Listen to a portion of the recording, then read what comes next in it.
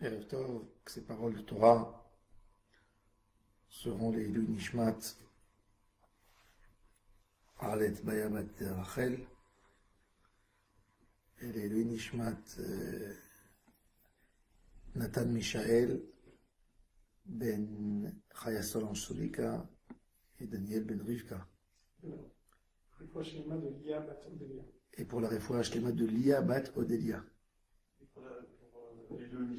Et les Ilui Chaim Ben Clara. Et Dvorah Nicole Bat-Pessi. Dvorah Nicole Bat-Pessi.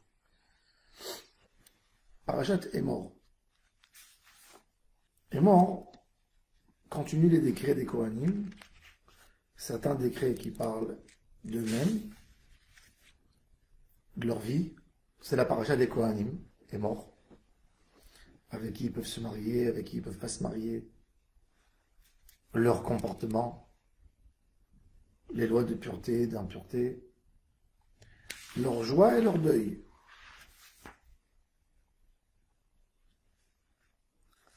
On va parler de quelques sujets de la paracha. Plusieurs sujets intéressants. Tout d'abord, l'histoire. Vous savez que toutes les Ilchot Avelut, on les apprend des Kohanim. C'est-à-dire, le Kohen a le droit, il doit devenir impur pour les 7 proches. Nos sages sont venus, ils ont rajouté dans le deuil sa demi-sœur de sa mère. Le père, c'est considéré comme un frère. Demi-frère du père, c'est un frère, pour faire le deuil.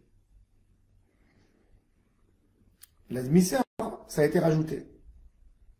En tous les cas, tout celui que le Kohen devient impur, tout celui que le Kohen devient impur pour lui, alors on fait le deuil pour lui. D'accord? Ça c'est la règle. Donc ces deux halachot, elles vont toujours ensemble.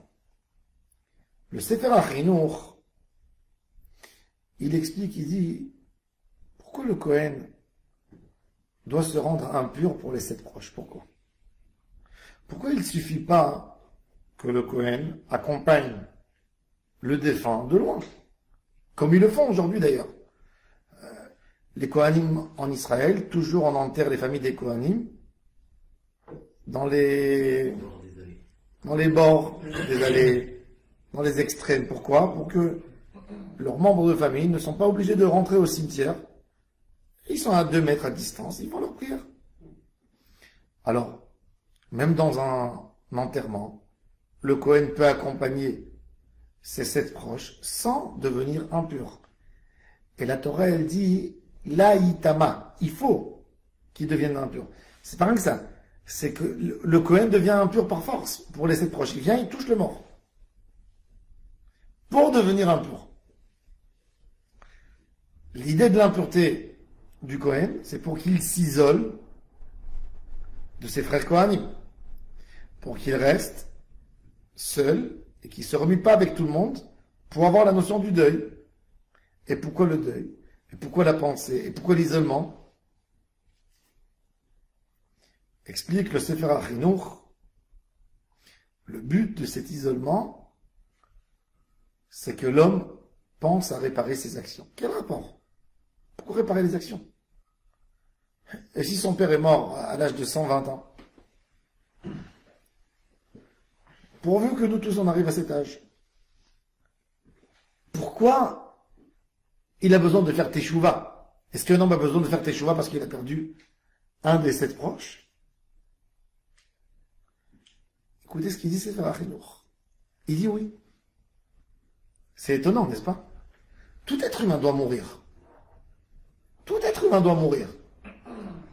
Quel rapport? Pourquoi? D'ailleurs, chez les Juifs, quand vous voyez quelqu'un qui devient tout d'un coup un peu religieux, vous comprenez qu'il y a eu quelque chose qui s'est passé. C'est pas? On les voit, ils viennent à la synagogue, le Kaddish, les Tfilin, et plus le deuil s'éloigne, moins ils fréquentent la synagogue. Ouais. Pourquoi cette notion? Ah oui, ils ont raison de faire ça. Le Sefer HaChinuch nous dit, dans le Ham Israël, on sait qu'il n'y a pas de souffrance pour l'homme s'il n'a pas fauté. Vous allez me dire, le père est arrivé à 120 ans, qu'est-ce que tu veux? Qu'il reste encore? Si le fils était tzaddik, pour ne pas qu'il souffre de la disparition de son papa serait resté. Ou on lui aurait pas dit. Il n'aurait pas pu, il aurait pas su. Comme, on voit avec qui? Avec Yitzhak Avinu. Yitzhak, c'est le papy de Yosef. Quand Yosef disparaît, son père pleure son fils. Et il est écrit dans la Torah, Vayevk Oto Aviv. Yaakov pleurait, et tout de suite après, c'est écrit une phrase bizarre, et son papa l'a pleuré. Rashi nous dit, c'est Yitzhak qui pleurait la peine de son fils Yaakov. Parce que à Yitzhak, Kadosh Baruch Hu est venu lui dire, à condition qu'il ne dit pas à Yaakov, que Yosef était vivant. C'est-à-dire que Yitzhak n'avait pas à pardonner, puisque Yaakov Avinu avait à réparer le manque de kiboud avahem, entre guillemets, qu'il avait, qui n'est pas parti voir ses parents 22 ans. Il fallait que son fils lui disparaisse 22 ans.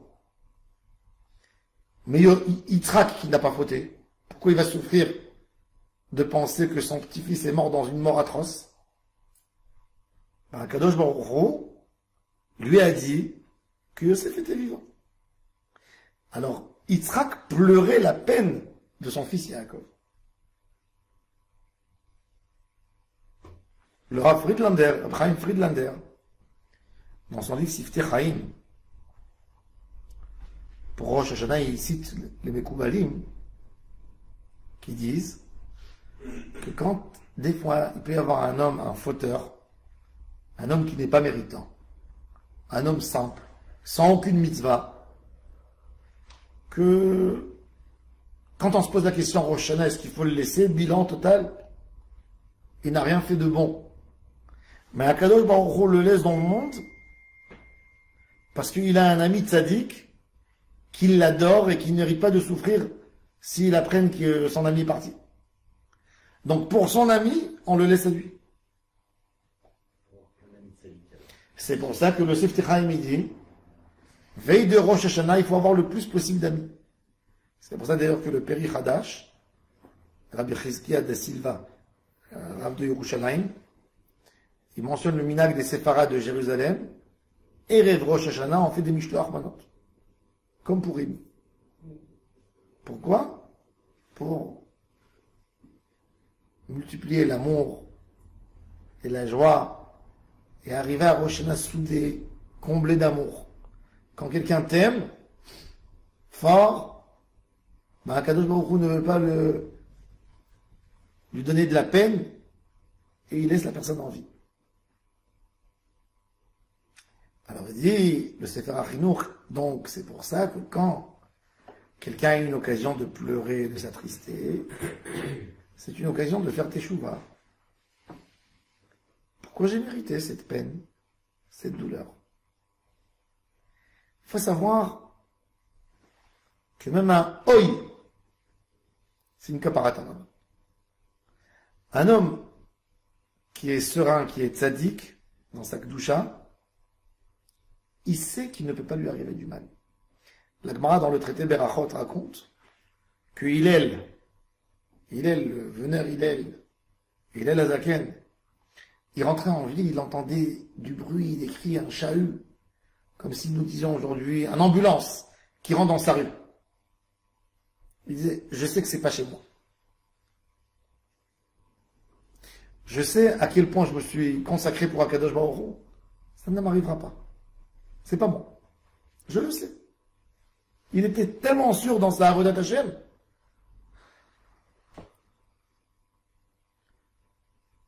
Un homme qui a peur, c'est l'homme qui a des fautes. Non, on n'a pas tous la darga de Hillel Azaken. Mais tout ça, c'est pour expliquer que quand on a entendu quelque chose, ça nous concerne. Si ça t'a fait mal, c'est que tu as à te réveiller.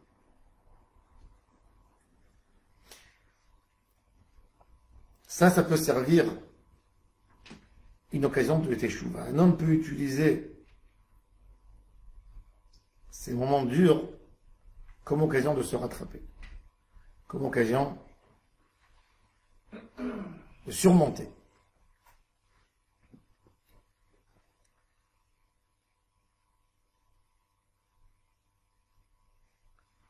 Il y avait une coutume à l'époque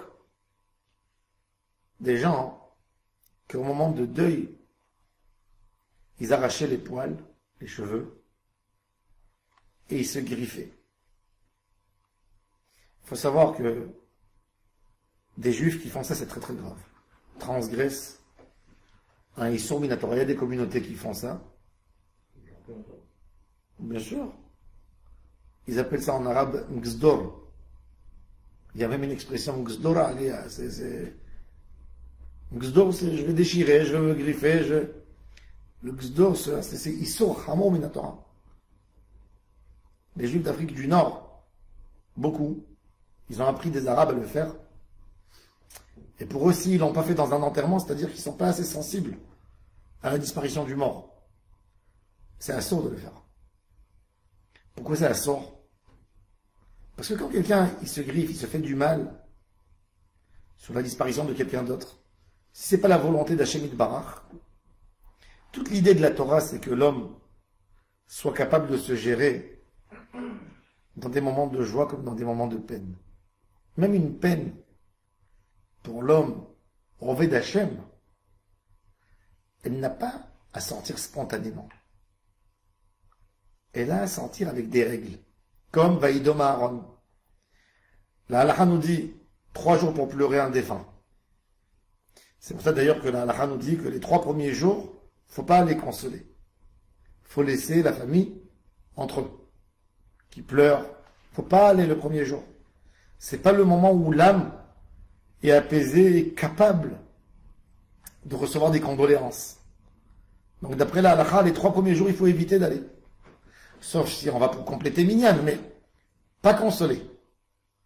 Le réconfortement, il est qu'après. 3e jour au 7e, on console. Après, on discute. Et doucement, doucement, on apaise la personne jusqu'à l'année. Mais c'est-à-dire qu'il y a une limite. 3 jours. 3 jours, il faut pleurer, c'est tout. La Torah, elle demande à l'homme de dominer ses sentiments. Quand quelqu'un, il perd la tête, il se griffe, il arrache ses poils. Tout d'abord, il ne se maîtrise pas. Et l'homme, le grand homme, on le voit, même dans ces moments-là. On raconte sur des tzadikim. La Gemara raconte sur la femme de Rabbi Meir Baal Hanès, Broria. Il y avait une maladie terrible, une pandémie. Erev Shabbat, ses 2 enfants sont morts. Veille de Shabbat. Ils étaient malades au lit. Elle rentre pour leur ramener les médicaments et voit que les 2 sont morts. Shabbat est rentré. Elle dit rien, elle les couvre. Et elle attend son mari. Son mari, il rentre. Il dit, où sont les enfants? Elle dit, ils se sont levés. Ils sont sortis. Ils sont rentrés très fatigués. Parce que Rabbi Meir, il faisait une longue dracha. Ils ont mangé, ils sont partis dormir. Bon, pose pas trop de questions. Shabbat matin, il va à la synagogue. Il revient l'après-midi, repas de Shabbat midi. Où sont les enfants? Elle leur dit, tu sais, ils ont insisté.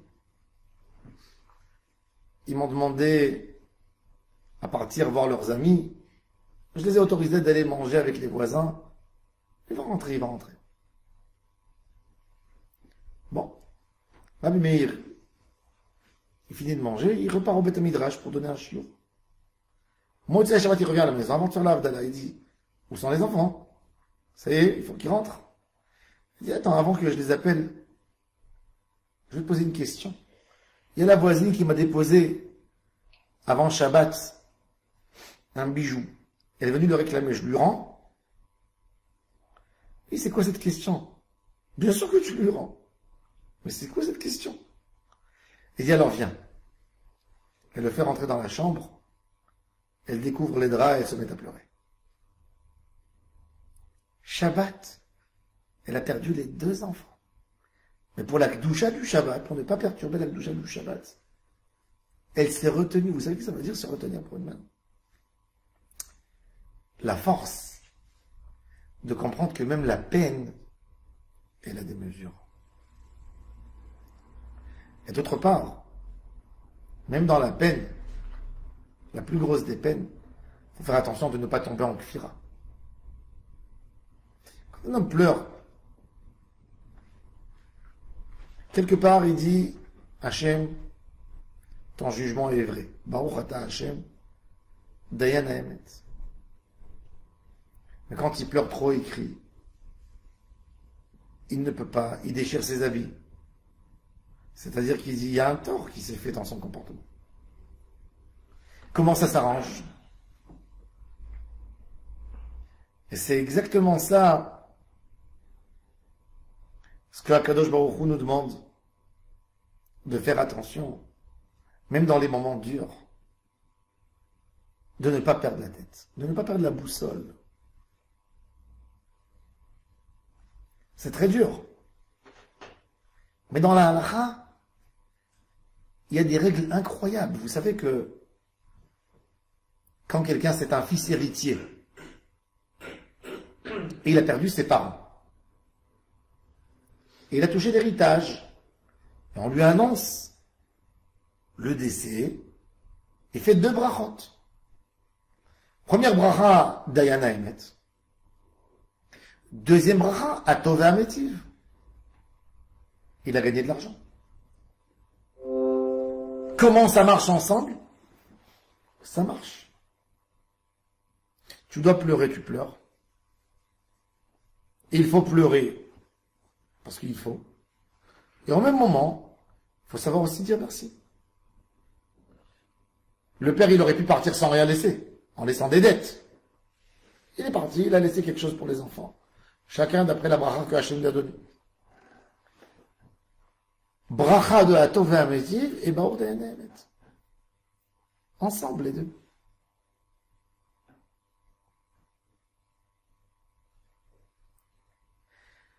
Ça, c'est la Kedusha du juif qui sait se diriger selon Hachem dans tout.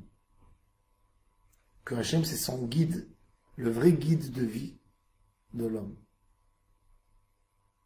Les Kohanim, cette mitzvah de Loïk Richon Kocha Berosham, ça n'a pas été donné que sur les Kohanim. Ça a été donné à tout le Ham Israël. Mais ça a été écrit dans les Kohanim, comme il dit Rashi, Ve'il medou Israël mi Kohanim mi Gzera Shava. Le Kohen, c'est l'exemple du peuple. Tout le peuple regarde comment le tzaddik pleure. Comment le tzaddik a reçu le décret d'Hachem Yitbarach. Comment? Comment un grand homme pleure? Est-ce qu'il pleure comme tout homme? S'il pleure comme tout homme, alors c'est la même croyance, c'est la même compréhension. Avraham Avinu a pleuré l'Ivkot les Sarah avec un petit caf, un peu. Pour ne pas qu'on dise qu'il est indifférent. Mais dans ses yeux, il voit Sarah Imenu planer vers le Gan Eden, vers sa place. Il a envie de danser. Il a envie de danser. Et les Kohanim, les maîtres du Ham Israël, doivent faire attention plus et plus. Quelles sont nos valeurs? Sur quoi on pleure?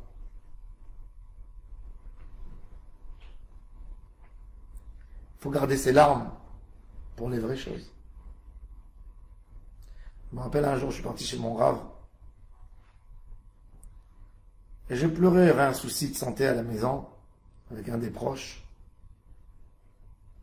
Il m'a dit, T'inquiète pas, tout ira bien. J'étais soulagé. Et là, il m'a dit, assieds-toi ici. Il m'a dit, ça t'est arrivé de pleurer comme ça pour une mauvaise mida que tu as de vouloir l'enlever? Ça t'est arrivé de pleurer comme ça pour un manque d'intention dans l'arbre d'attaché, un manque d'intention dans l'arbre d'attaché, de ne pas faire les mitzvot, comme il faut le faire? Est-ce que là, tu étais aussi avec la même tristesse, la même peine?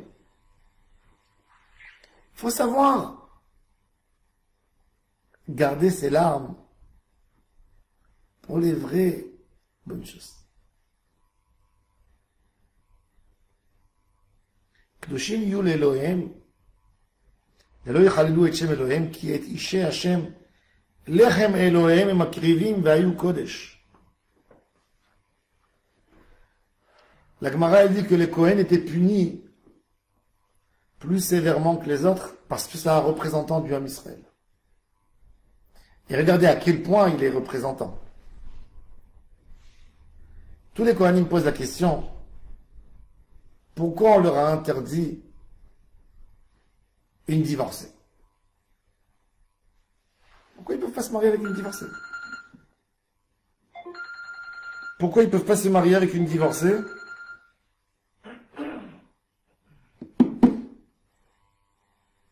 Pourquoi ils ne peuvent pas se marier avec une divorcée?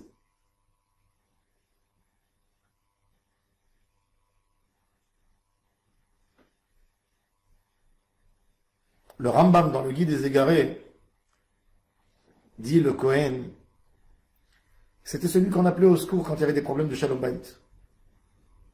C'était lui, comme petit-fils d'Aaron à Kohen, qui aimait le Shalom, qui courait, qui instaurait le Shalom dans les couples. Maintenant, ce Kohen, il va voir qu'il y a une femme très intelligente, très érudite, très dégourdie, très sympa, à côté de chez lui. Et quand il va voir une histoire de Shalom Bayit, il va pas y aller, il va dire, tu sais quoi, je vais attendre qu'il y ait le divorce pour que je l'épouse moi. Pour qu'on ne dise pas, combien des gens il y a comme ça? Pas beaucoup. Pour qu'on ne dise pas, jamais, sur un Kohen qui est un homme d'exemple, tu sais, sa femme, il a prise de l'autre. Pour ça, on a interdit les divorcés au Kohen. Et le Kohen Gadol, on lui a interdit même la veuve, parce que comme il connaissait le Shema Meforash, qu'on ne dise pas que par le Shema Meforash, il a tué le mari pour prendre. Qu'on ne dise pas que pour avec son Shema Meforash, il a tué, donc lui-même une veuve, il n'a pas le droit de prendre.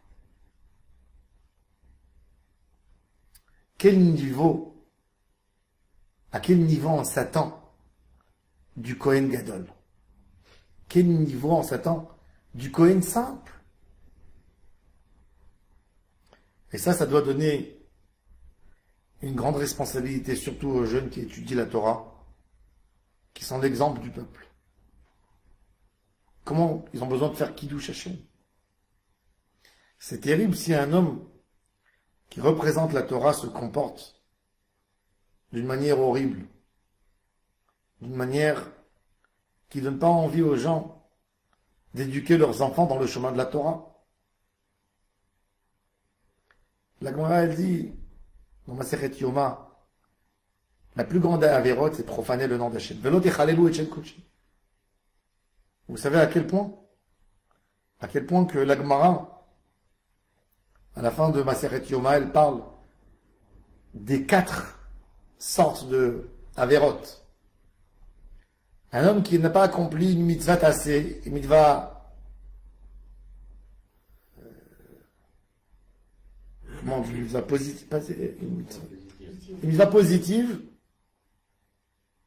il fait tchouva, ça lui est pardonné tout de suite. Un homme qui transgresse une mitzvah négative, il a besoin de faire teshuva, isurim. Teshuva Kippour, et il est pardonné. Quand c'est une avéra négative avec des malcotes, ou chas shalom, même une peine de mort, c'est là elle se pardonne avec Teshuva, Kippour et souffrance. Et c'est quoi souffrance? Souffrance, c'est pas qu'il y ait quelqu'un avec un fouet qui vient et qui le frappe. Souffrance, ça peut être un exemple très simple. Il fait rentrer la main dans la poche pour avoir de la monnaie et il trouve pas assez. Il a besoin de refaire rentrer la main dans la poche. Ça aussi, ça rentre dans le cas des Issourim. Parce que Hachem, il veut nous aider vite à nettoyer. Plus grave que tout, celui qui a profané le nom d'Hachem. Il a besoin de Teshuva, souffrance, Kippour, et rien que la mort qui le nettoiera de la tâche de profaner le nom d'Hachem. Comme on voit où? Les enfants d'Israël dans le désert. On voit qu'ils ont fait Teshuva. Ils ont regretté. Ils ont même dit, on va monter en Israël. Et Hachem leur a dit, dans ce désert, les cadavres vont tomber. Donc on voit que ça se pardonne qu'à la mort. Ça c'est Chilul Hashem.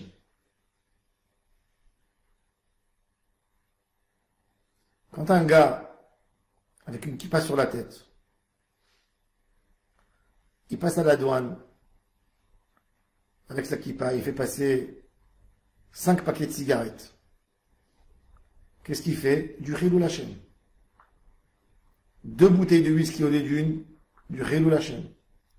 T'as vendu l'honneur d'Hachem pour 10 € que tu vas gagner. Pour 10 €. Le nom d'Hachem, il vaut moins que 10 €. Le nom d'Hachem, il vaut moins que 4 packs de cigarettes. La différence que tu vas gagner. C'est fou. Et les gens, ils voient, ah, regarde le passeport. Israël. Moi, le monsieur, ils ne savent pas dire kippa, il dit, il a la calotte. C'est comme ça que vous faites. Vous êtes le peuple d'Hachem. Chilul Hashem. C'est pas de la rigolade. Le Chilul Hashem, c'est la plus grosse avéra de la Torah. La Gemara a dit que Rabbi Yochanan, à l'époque, les épiciers, quand les gens venaient acheter, ils avaient le carnet et ils écrivaient. Les bouchers, jamais. Il fallait toujours donner de l'argent tout de suite. Rabbi Yochanan, un jour, il est parti chez le boucher et il a demandé, je veux aussi un peu des entrecôtes.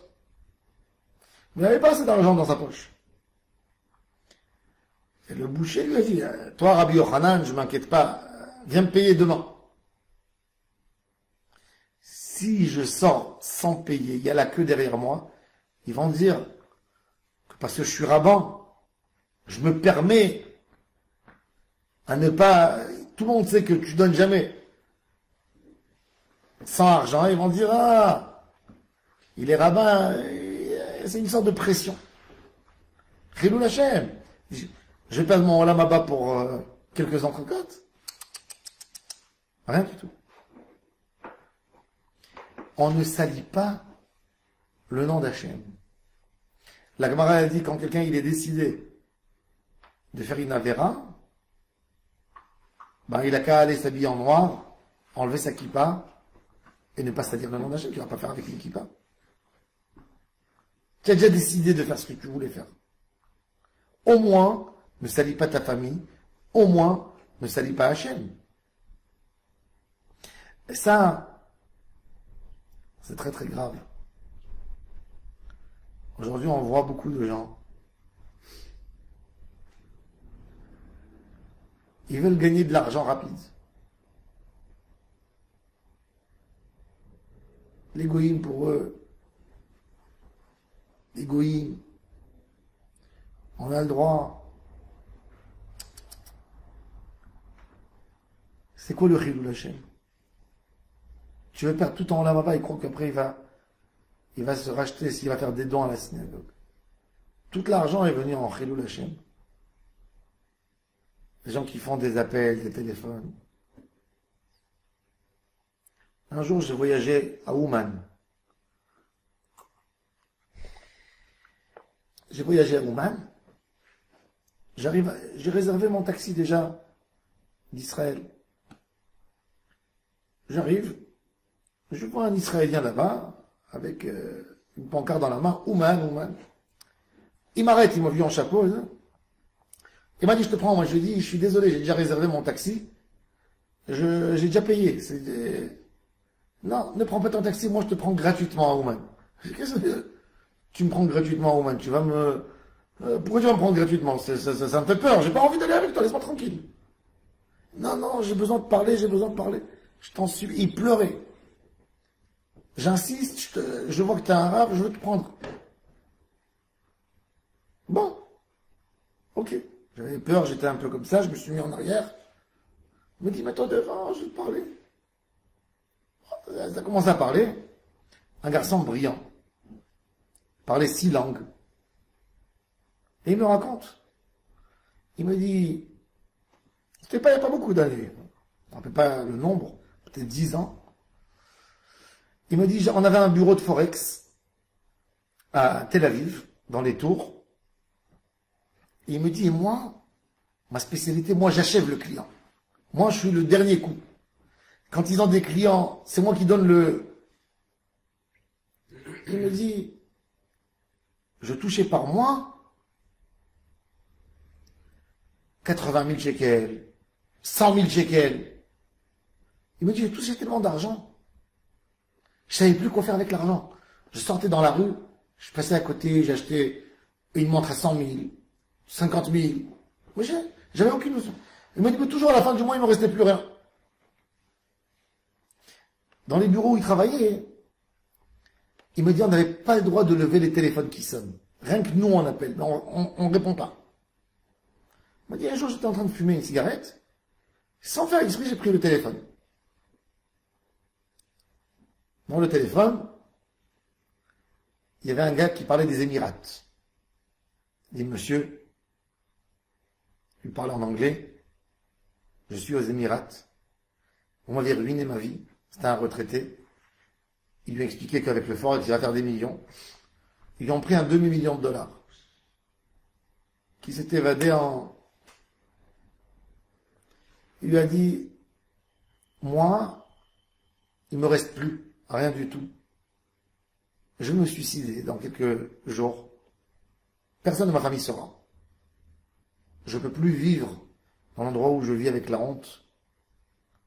Mais il dit, mais je vais écrire à mes enfants un seul testament. Tuez le premier juif que vous voyez.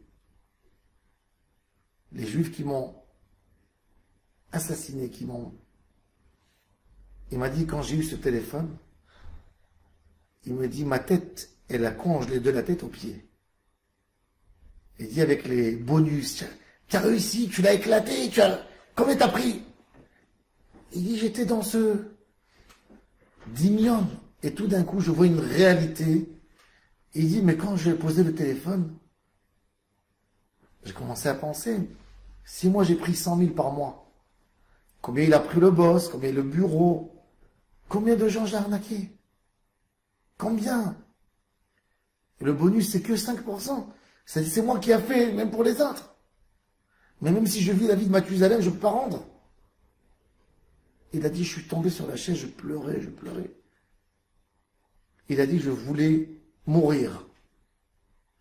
Il a appelé sa femme. Il lui a dit, regarde si mon passeport il est valide. Il a dit, oui, il vient tout de suite à l'aéroport. Avec les tefilines, le bébé, la poussette. Il m'a dit, j'ai pris mon billet d'avion pour venir ici. Je suis à Ouman. Je pleure toute la journée. Pour que Hachem me donne un chemin pour faire mon tikkun. On m'a dit, je suis déjà 8 mois ici. Et pour me nourrir, j'ai acheté une petite voiture et je fais l'aéroport. Il me dit dans la route, 2 heures, je pleure, je parle avec Hachem. Je lui dis, Baruch Hachem, que tu souffres ici, mais ton Olam Haba, tu l'auras. Tu aurais continué, même en Olam Haba, tu aurais tout perdu. Une parole d'un goy qui dit, ça c'est les enfants, ça c'est le peuple de Moussa, ça c'est les enfants de Moussa, ça c'est Moussa, c'est ça la Torah. Un homme doit trembler pour le nom d'Hachem, doit trembler. Tu mentionnes le nom d'Hachem et tu mens. Tu as le nom d'Hachem sur toi. Velo techalelu Hachem kochi. Ça, faut crier sur ça jour et nuit. Cette maladie de mammon impure qui est rentrée, malheureusement. L'essentiel, c'est d'avoir de l'argent, c'est de vivre sur le compte des goïms. Les goïms, c'est des hommes comme nous tous. Il n'y a pas, chez Akadosh Baruch Hu, ça n'existe pas. Un voleur, c'est un voleur. Mais malheureusement, quand les gens ils voient quelqu'un qui vole à 9, il l'appelle petit voleur. Mais quand il a volé quelques millions, on lui dit chapeau. Oh, c'est fort ça. Mais quand, s'il aurait vu aller au supermarché, voler 2 yaourts avec un morceau de pain, ils auraient dit petit voleur. Mais quand quelqu'un il a volé des millions, on lui donne une place d'honneur à la synagogue. Il n'y a pas de mots à expliquer comment Hachem déteste ça. Et je dis ça parce que peut-être ça va arriver à quelqu'un, à des jeunes. Il y a des jeunes motivés. Ils veulent gagner de l'argent facile. En 2 ans, 3 ans, ils veulent se faire une situation, avoir un appartement, avoir une belle voiture. Allez travailler, allez étudier, faire un métier, doucement, doucement.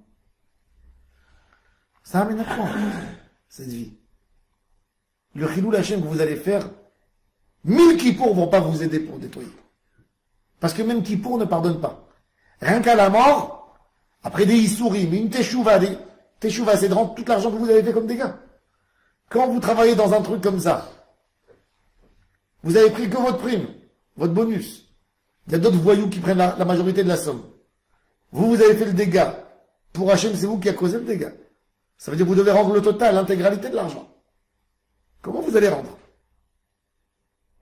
Quelqu'un qui a pris pour des escroqueries comme ça 1 million, c'est-à-dire qu'il y a eu 100 millions qui ont été pris.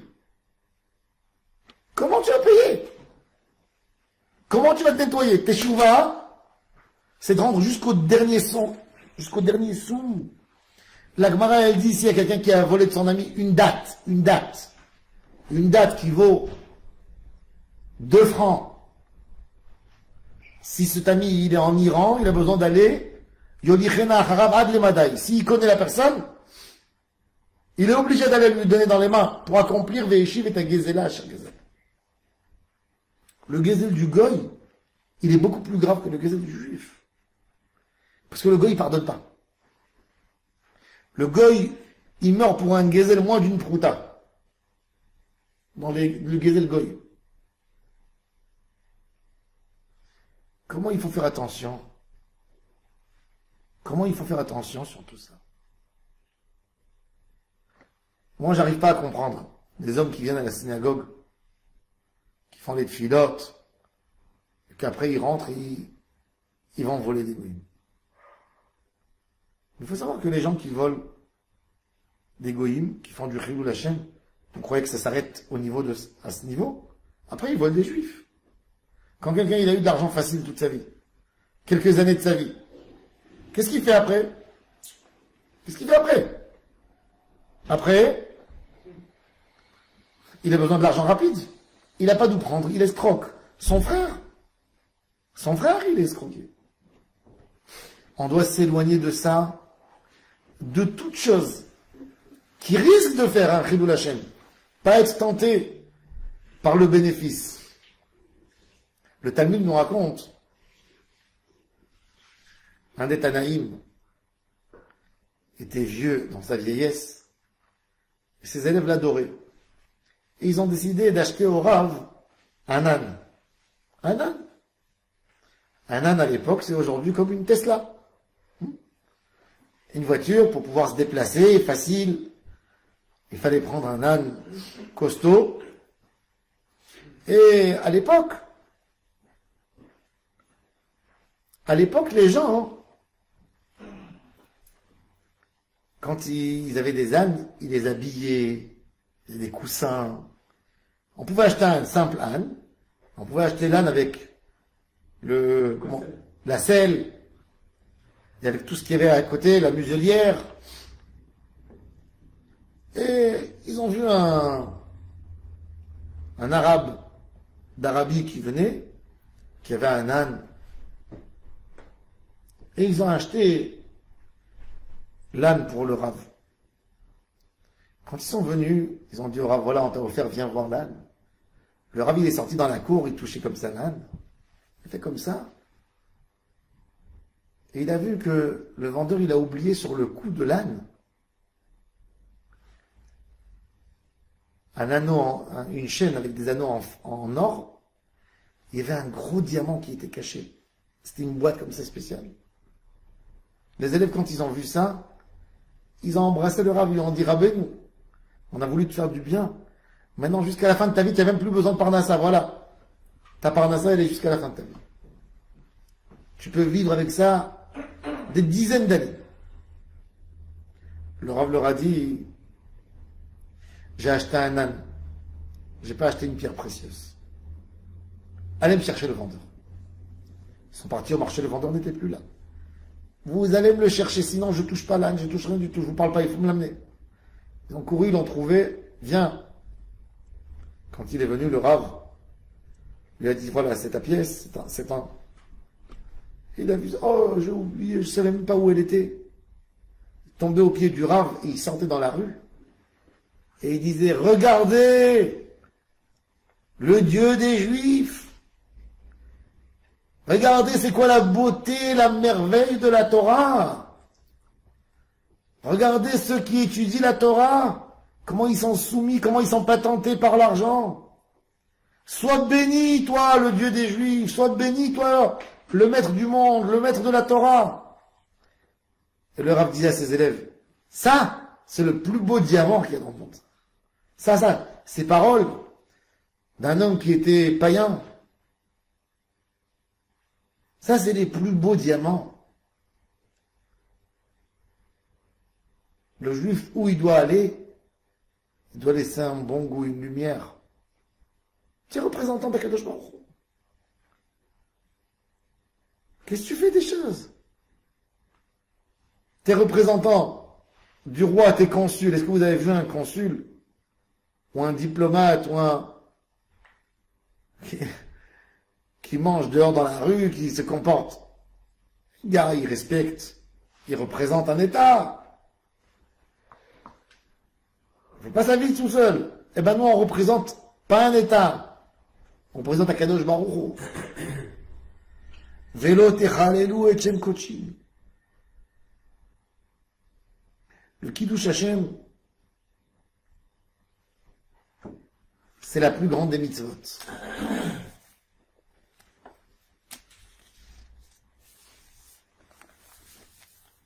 Kadosh Baruch Hu, il dit le Kiddush Hashem par rapport au Kohanim, Velo yechalelu et kodesh bnei Israël, et à la fin, Kadosh Baruch Hu, il s'adresse à Am Israël, il dit ושמרתם את מצוותיי ועשיתם אותם אני השם, ולא תחללו את שם קודשי, ונקדשתי בתוך בני ישראל, אני השם מקדישכם. Kiddush Hashem, le Rambam, il a donné à ça la plus grande des places. Pourquoi? Le Rambam, il a écrit un livre, le Yad HaChazaka, ce livre extraordinaire, il résume toute la Torah. Le Rambam a dit, celui qui a mon livre, il n'y a pas un problème dans la religion qui ne trouvera pas la solution dans mon livre. C'est pour ça qu'il a appelé Ayad Chazaka, la main forte. La Torah elle finit avec la Ayad Chazaka de Moshe Rabbeinu. Et le Rambam, son livre, c'est un travail extraordinaire. Rien que dans l'ordre déjà des halachot, on comprend beaucoup de halachot. Qu'est-ce qu'il a mis au début de son livre, le Rambam? Il prend Yesodé à Torah, les bases de la Torah. 4 premiers chapitres. Il parle de la grandeur du maître de l'univers, la création du monde, des bases de la Emouna. 5e chapitre. Pour cela, tout homme du Ham Israël doit faire Kiddush Hashem. Kulam Metsuvim al Kiddush Hashem.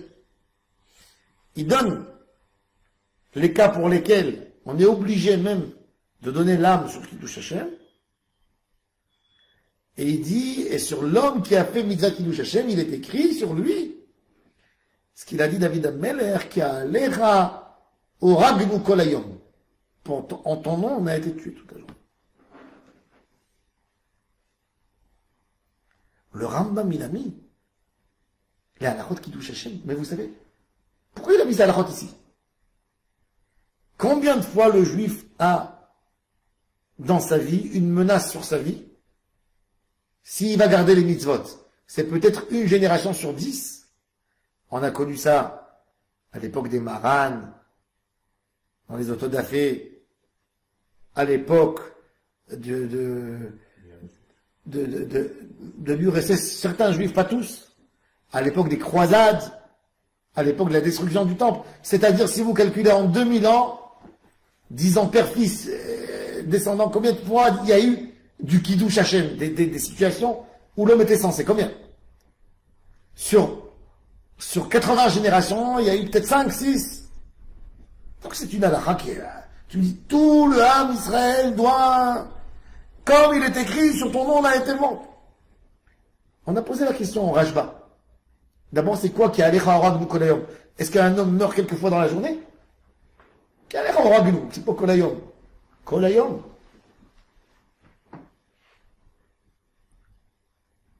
J'ai dit, mais c'est un Ishmael. C'est quoi la vie d'un homme? La vie, c'est l'envie. C'est pas pour rien qu'on dit envie. L'envie. Quand quelqu'un il a une envie, c'est là qu'il vit. J'ai une envie. Envie. Je vis. Qu'est-ce que ça veut dire je vis? Regardez un exemple plus simple. Vous avez un homme qui est très malade. Hyper malade. Très mal. Vous lui amenez à manger, il a envie de vomir. Vous lui faites la plus belle des assiettes, vous lui faites de la viande grillée et des grillades, il vomit. Il risque de mourir de l'odeur. Il ne peut pas supporter l'odeur. Il ne peut rien voir. Vous allez venir lui parler d'un beau tableau. Il ne fait rien. David Amelech, il a tellement bien défini le cholé. Kol ochel teta'ev nafsham. Ba'avonotem itan. Comment on sait qu'un malade commence à guérir? Il a l'appétit qui lui revient. Il demande un verre d'eau. Il dit, j'ai envie de manger, ça sent bon. Quand il dit ça, je sais que Baruch Hashem est guéri. On vit. C'est vrai que c'est pas les mêmes lettres, mais dans l'idée. On vit. L'envie, ça montre une ta'ava. Shlomo HaMelech, il a dit. Etz Chaim ta'ava ba'a. La ta'ava, ça fait partie de l'envie. De vouloir faire des choses. Des projets. Le Kiddush Hashem, c'est pas de donner ton corps à un ennemi pour qu'il tue le corps. Quand tu as une envie très forte, et tu l'as donné pour Hachem, tu as fait du Kiddush Hashem. Et c'est pour ça que tu peux faire du Kiddush Hashem. Orag, nous, c'est de tuer l'envie. Kol hayom, toute la journée, tu peux le faire. Tu as une tentation à parler du Lachon Hara, tu ne parles pas. Tu as une tentation à te mettre en colère, tu ne te mets pas. Tu as une tentation à regarder ce qu'il ne faut pas regarder, tu ne regardes pas. Dans tout. Il y a des tentations dans tout. De se donner à Kiddush Hashem, on peut faire toujours toute la vie Kiddush Hashem. En année 1500 et quelques, il y avait Rabbi Yosef Karo à Safed. À cette époque, il y a eu un jeune homme qui a bouleversé le monde juif. C'est qui? C'est Shlomo Molko. Rabbi Shlomo Molko. C'est qui Rabbi Shlomo Molko? Son nom avant, il s'appelait Diego Pires. C'était le ministre de la finance du Portugal. Quand il a 31 ans, il découvre qu'il est marane, que c'est un juif. Il découvre que son grand-père était juif. Il devient fou. Quoi? Les juifs brûlés, moi je suis parmi eux? Doucement, doucement, il commence à étudier la Bible pour savoir. Il tombe amoureux d'Hachem. Il fait comme Avraham Avinu. Il rentre dans sa chambre, il prend un couteau, il fait la circoncision. Il tombe évanoui. Quand ses parents ils apprennent ça, ils disent tu vas nous tuer. Il se sauve du Portugal, il va à Amsterdam, là-bas il vient en Israël. En 3 ans, il apprend tout le Talmud, la Kabbale. Après 4 ans, il a écrit des livres à lui. Maintenant, lui, comme il venait du milieu diplomatique, etc., il a envie de ramener tout le Ham Israël en Israël. Il a un plan fou. Il va aller en Europe convaincre le pape de réparer les croisades que les Européens ont fait contre les Juifs, de monter en Israël, et lui, ils vont réussir à libérer Israël des Turcs, des Ottomans. Les chrétiens, ils prennent une partie d'Israël, et les Juifs, l'autre partie, ils construisent le Beth Amikdash. Il arrive pour réaliser ce rêve, il faut arriver en Italie. Il va en Italie. Il arrive en Italie, il va au Vatican. On lui dit, mais, sale juif que tu es, toi, qui tu es? Tu veux parler au pape? Tu sais, même des rois, ils rentrent pas chez le pape. Le pape, à l'époque, en Europe, c'était beaucoup plus puissant qu'un roi. C'était celui qui donnait l'accord pour nommer un roi. On ne veut pas le faire rentrer chez le pape. Il dit, j'ai un message très important. On le jette. Qu'est-ce qu'il fait? Il avait des visions. Il tourne dans la ville à Rome et il dit, dans 80 jours, Rome sera envahie par le Tiber, le fleuve qui traverse Rome. Et tout le monde se moque de lui. Et le lendemain, il dit, dans 79 jours, dans 78 jours, quand arrive la veille, demain, Rome est envahie. Le lendemain matin, toute Rome est envahie. Bon, l'OL descend. Le jour après, vous savez qu'est-ce qui s'est passé? Quand il marchait dans la rue, il avait 20 000 catholiques qui allaient derrière lui, qui disaient Messie, Messie, Messie, Messie. Ils ont fait son drapeau, et il est venu avec 20 000 derrière lui, il a tapé à la porte du Vatican, il a dit maintenant vous allez me recevoir. Quand le pape il a vu ça, il a eu très peur. Il a dit celui-là, un mois il convertit le pays. Quand il est rentré, il a accusé, il dit t'étais chrétien, tu es devenu juif, autodafé. Il a brûlé tout de suite. Et Rabbi Shlomo Molko est mort avec le rêve de la Géoula. Quand cette nouvelle est arrivée à Safed, Rabbi Yosef Karo était KO. Était malade dans son lit quelques mois. Il pleurait toute la journée. Sur son ami intime Shlomo Molko. Il voulait mourir comme lui, il voulait être martyr. L'ange, il avait un ange qui lui parlait, Rabbi Yosef Karo. Maguid Mesharim, il a écrit tout le nom de l'ange. Et le Maguid Mesharim lui disait, je vois ta peine sur Shlomo Bechiri, Shlomo le bien-aimé d'Hachem. Toi aussi, tu feras Kiddush Hashem comme lui. Maintenant, on connaît l'histoire. Rabbi Yosef Karo est mort à 84 ans. L'âge de 84 ans sur son lit. Le 11 Nissan, Shin Lamed Gimel à Safed. Il y a 400 et quelques années. Qu'est-ce qu'il a voulu dire l'ange quand il lui a dit, toi aussi tu feras? C'est le Kiddush Hashem qu'il a fait Rabbi Yosef Karo dans sa vie. Il a sanctifié le nom d'Hachem. Quand un homme, il se donne complètement pour Hachem Yitbarach, c'est du Kiddush Hashem. Mais c'est ça, la mitzvah de Kiddush Hashem qu'on peut faire. On n'a pas besoin d'être un martyr pour faire Kiddush Hashem. Un martyr, de faire Kiddush Hashem, c'est de donner à Hachem ta volonté. Ça c'est Kiddush Hashem. Et ça, c'est la mitzvah que Kadosh Baruch Hu, il a donnée à tout le Ham Israël. Et c'est pour ça que le Rambam a décidé que cette mitzvah a lieu de l'écrire au début de son livre. Si tu y crois Hachem, si tu y sais c'est quoi Hachem, ben fais Kiddush Hashem. Prive-toi pour moi. Ça, c'est cette mitzvah extraordinaire de Kiddush Hashem. Alors, je nizke, les Kadeshem Shamayim Be'emet, Betamim, Amen, Ken Yiratzon.